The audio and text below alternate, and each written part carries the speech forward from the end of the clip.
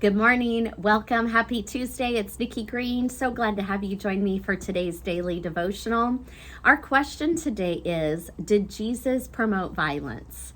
And so we're continuing to look at Jesus' life through the book of John. And I want to review our scripture from Sunday, John 2, starting in verse 13.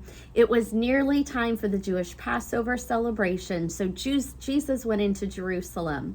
In the temple area, he saw merchants selling cattle, sheep, doves for sacrifices. He also saw dealers at tables exchanging foreign money. Jesus made a whip from some ropes and chased them all out of the temple. He drove out the sheep and the cattle, scattered the money changers' coins all over the floor, and turned over the tables.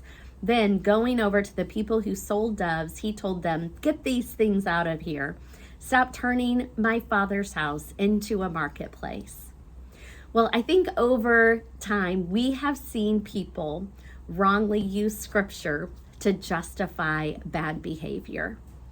And so maybe you have heard people or seen people, or they say, well, it's okay for me to get angry because Jesus got angry. That is true.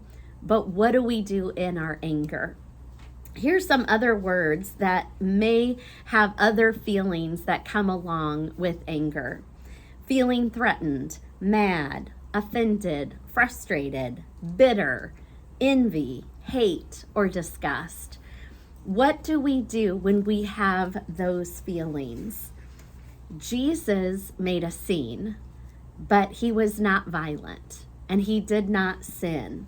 Jesus was forceful, but he was not cruel. What makes you angry? What do you get angry about? What are you passionate about?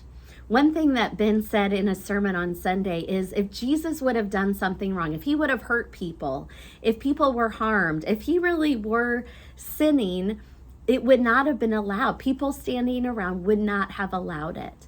But what's interesting, when Jesus acted, people realized that what was happening was wrong. And one of the quotes that was used in the sermon Sunday was, "The opposite of love is not hate. It is indifference."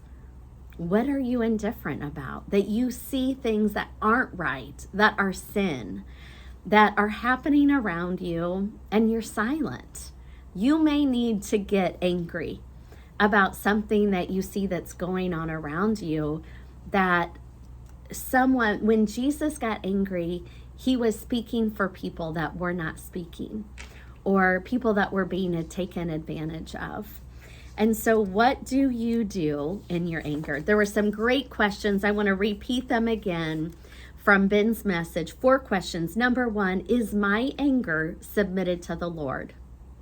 2, can I delay acting or speaking? 3, what am I fighting for? And finally, 4, are others allowed to speak into my anger? Anger in itself is not wrong. Violence is wrong, but what are you angry for? Is it righteous anger? So feel those feelings. It's good. God gave them to us to have. So allow people to speak into your life. Be quiet before you speak, before you act.